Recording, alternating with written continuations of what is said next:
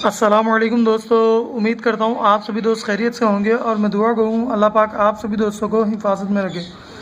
मैं आपका दोस्त मुबशिर अली पीरज़ादा माशूक अली पीरज़ादा यूट्यूब चैनल की जानिब से।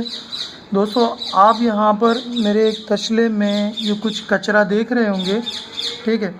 अक्सर आप डिस्कवरी चैनल या और दूसरे चैनल्स के ऊपर देखते होंगे जिसके अंदर गोल्ड माइनिंग होती है, ठीक है, और बाद में पत्थर और उसकी क्रश को धोने के बाद उसमें से गोल्ड निकाला जाता है। तो इसी तरह मैंने अपने केजिस की सफाई कर कर, ठीक है, क्योंकि अभी मोल्टिंग का सीज़न है तो इस बार भी पर ज़्यादा हो गए थे और फिर गंद भी ज़्यादा हो गया था केजिस के अंदर, तो मुझे लाजमी फिर केजिस की सफाई करना पड़ी।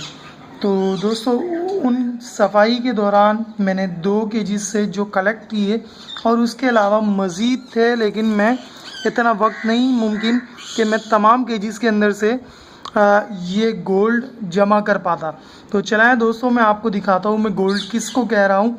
गोल्ड में यहाँ पर जो हमारे पास अक्सर रात में जो कह रहे होते हैं, आवाज़ें निकाल रहे होते हैं, ठीक है, जिनको हम चुचंदर भी कहते हैं या जिंगर कहते हैं, जिंगर, ठीक है, ये उनके लार्वा हैं जो कि बीएसएफ फ्लाइज के बहुत मुशाबे रखते हैं, ठीक है।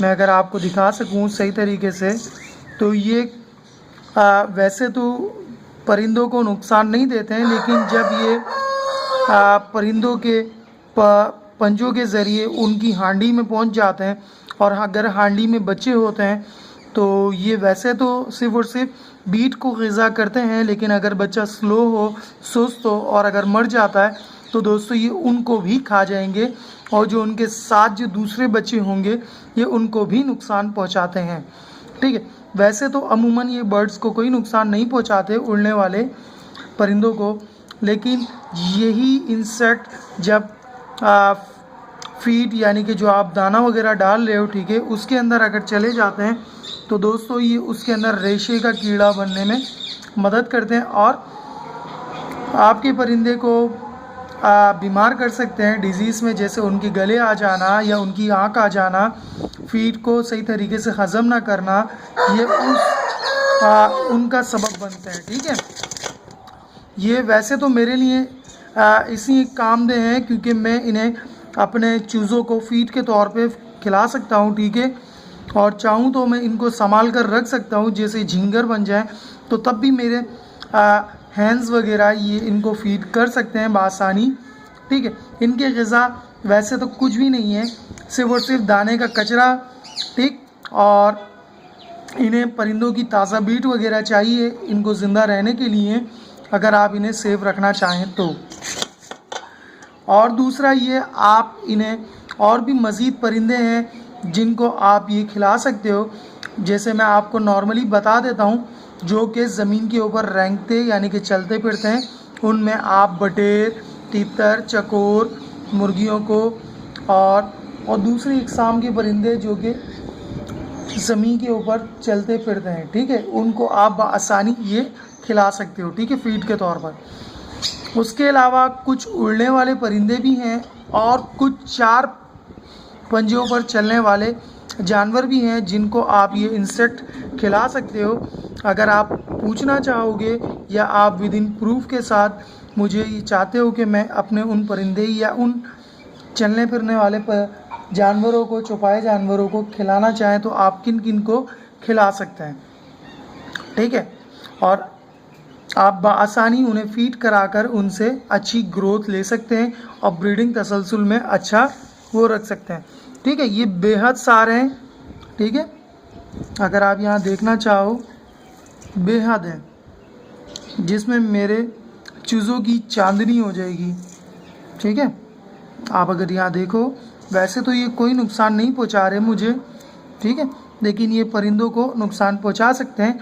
वैसे ही अगर आपको केज में ढूंढना हो, अगर आपके पास ब्रीडिंग केज बड़े हैं और आप काफ़ी वक्त बाद उनकी सफाई करते हैं तो यकीनन ये आपको मिल जाएंगे, लेकिन बहुत बार ये सर्दी गर्मी के अंदर भी गायब हो जाते हैं। अगर आपके वहाँ मौसम नॉर्मल रहा और गंद थोड़ा बेहतर रहा तो ये आपको बआसानी मिल जाएंगे ब्लॉक्स के नीचे जहाँ पर वगैरह हो वहाँ, या आपको आपकी दाने की कुंडलियों के नीचे, या मज़ीद कोने किनारों में अगर आपने ब्लॉक्स वगैरह रखे हुए केज में, जैसे मेरे पास केजीज़ में मौजूद हैं, तो ये आपको बआसानी वहाँ मिल जाएंगे। तो आप में से कौन कौन इसको कलेक्ट करना चाहता है और इसको सेव रखना चाहता है अपने चूज़ों के लिए या और दूसरे परिंदों के लिए, जिनको आप इजीली फीड कराकर एक अच्छी ब्रीडिंग तसलसल कायम करा सकते हैं। तो इंशाल्लाह नेक्स्ट वीडियो में आपको बताऊंगा कि आपके बर्ड्स मोल्टिंग कर रहे हो तो आपने क्या खिलाना है और आपने किस तरीके से उन्हें मैनेज करना है कि वो बहुत जल्दी अपने फेदर्स को ले आएँ और ब्रीडिंग के लिए जा पाएँ। क्योंकि अभी 4 महीने बाद आपके लिए दोबारा से सीज़न शुरू हो जाएगा। तो मैं आपको दिखाता हूँ कि आपने ये किस तरह से अपने चूज़ों को फीड कराना है। तो पहले मैं आप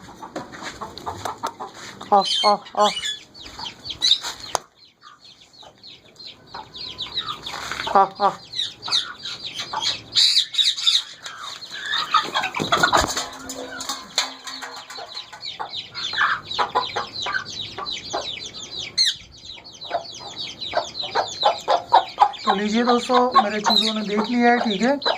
अब वो इन्हें खा रहे हैं, ठीक है, बड़े शौक से। मैंने इसके अलावा आपको दूसरे भी इंसेक्ट दिखाए हैं कि आपने किस तरीके से ग्रो करना है। तो इंशाल्लाह फिर मिलते हैं हम आपसे नेक्स्ट वीडियो में। तो जब तक दीजिए मुझे इजाज़त।